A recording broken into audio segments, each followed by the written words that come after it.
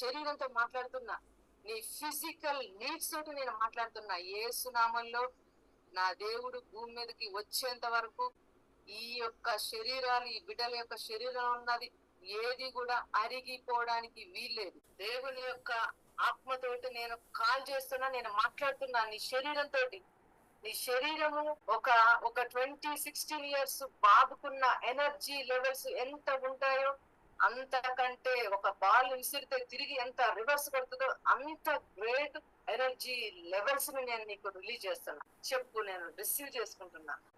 మనమే అనుకోవాలి, ఎస్ నేను అందంగా ఉన్నా, నేను ఆరోగ్యంగా ఉన్నా. ఓ నా దేవుడి కోసం, నా దేవుడు ఇంకా 30 సంవత్సరాలు నా దేవుడు లేట్ చేసినా నేను ఇట్లనే పరిగెడతా, నేను ఇట్లనే పని చేస్తా, నేను దేవుడి కోసం ఆశపడతా. నేను చెప్పినట్లు నువ్వు వినాలి. చెప్తావు నీ శరీరంతో. యేసునామంలో నేను ఏది చెప్తే నువ్వు అది వినాలి.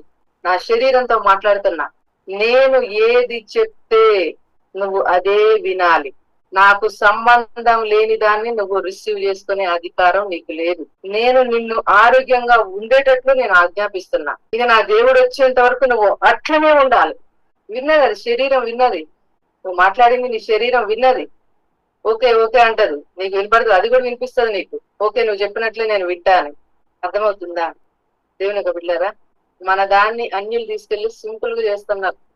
నువ్వు చూడు, వేరే వాళ్ళే చూడు, కొన్ని మోటివేషనల్ గా చెప్పే స్పీచెస్ గానీ అట్లాంటివి విను, అసలు వండర్ అయిపోతావు. సింపుల్ గా వాళ్ళు సింపుల్ గా చెప్పడం, వాళ్ళు కూడా సింపుల్ గా చేయడం, అసలు సింపుల్ గా చేసుకుంటున్నారు వాళ్ళు.